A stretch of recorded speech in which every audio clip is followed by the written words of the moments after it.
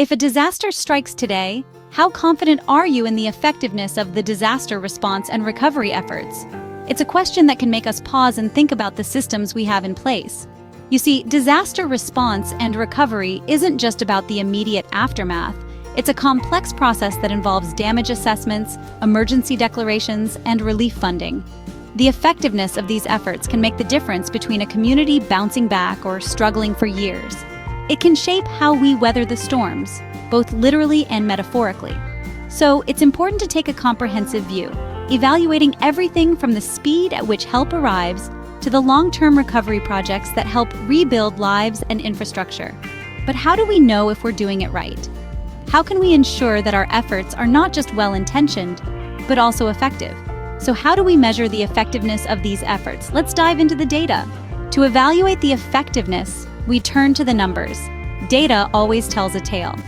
As we delve into the data, we find a myriad of statistics that illuminate our understanding of disaster response and recovery. First, consider the average time taken for emergency declarations. In the last decade, the average duration from the onset of a disaster to the declaration of a state of emergency has reduced significantly. This swift action has undoubtedly saved lives and mitigated damage.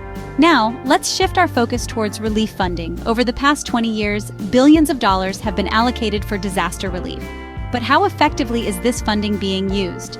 The data shows a substantial portion of these funds are being put into immediate rescue efforts, providing food, water, and shelter to those affected. However, a significant chunk still remains unspent or is used inefficiently, suggesting room for improvement. Lastly, we turn our attention to the extent of damage mitigated due to these efforts. It's a challenging aspect to quantify, but data suggests that the efforts have indeed reduced the overall impact of disasters. We see fewer lives lost, less property damage, and quicker recovery times, painting a picture of gradual but tangible progress. The numbers have spoken, but what do they really mean? Let's interpret the data. Numbers can be intimidating, but they hold the answers to our original question. When we delve into the data, we start to unravel the story it tells about disaster response and recovery. Consider response times. Quick action post-disaster can significantly reduce the impact, as seen in the data. Instances where response times were rapid, damage assessments were more manageable, and recovery more effective. Now let's talk about relief funding. It might be tempting to think that more funding equals more effective recovery. However, our data shows a more nuanced picture. In some cases, high relief funding did not always correlate to effective recovery. This could be due to various factors, such as how the funds were allocated or the severity of the disaster itself. What's fascinating is how this data can both confirm our expectations and offer surprising revelations. So, with this interpretation, we can now answer our initial question.